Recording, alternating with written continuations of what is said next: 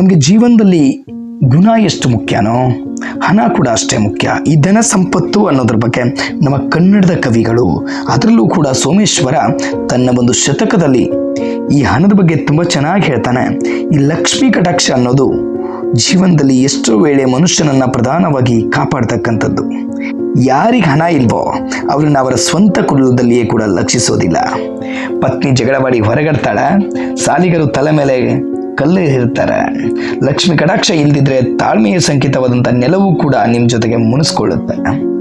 ಅದರ ಜೊತೆಗೆ ಬಡತನವಾದಂಥ ಸೂಚನೆ ಸ್ಥಿತಿಯನ್ನು ಹೇಳೋದ್ರ ಮೂಲಕ ಇದೇ ಕೂಡ ಪರ್ಮನೆಂಟ್ ಏನಲ್ಲ, ಜೀವನದಲ್ಲಿ ಚೇಂಜಸ್ ಕೂಡ ಬರ್ಬೋದು ಅನ್ನೋದಕ್ಕೆ ಚಂದ್ರನು ಕಳೆಗುಂದಿ ಮತ್ತೆ ಹೆಚ್ಚುವುದಿಲ್ವ. ಮೃಗೋದರದ ಬೀಜ ಆಲದ ಮರದ ಬೀಜ ಸಿಡಿದು ದೂರ ಆದರೂ ಕೂಡ ಬಳಿಕ ಹೆಮ್ಮರವಾಗಿ ಬೆಳೆಯೋದಿಲ್ವಾ, ಎಳೆಗರು ಎತ್ತಾಗೋದಿಲ್ವಾ, ಮಿಡಿ ಹಣ್ಣಾಗೋದಿಲ್ವಾ ಅನ್ನೋ ರೀತಿ ನಮಗೆ ಒಂದು ಟೈಮ್ ಬರ್ಬೋದು ಅನ್ನೋದ್ರ ಬಗ್ಗೆ ಕೂಡ ಆತ್ಮವಿಶ್ವಾಸವನ್ನು ಕೊಡ್ತಕ್ಕಂಥ ಕವಿತೆಗಳನ್ನು ನಾವು ಕನ್ನಡ ಸಾಹಿತ್ಯದಲ್ಲಿ ನೋಡ್ಬೋದು.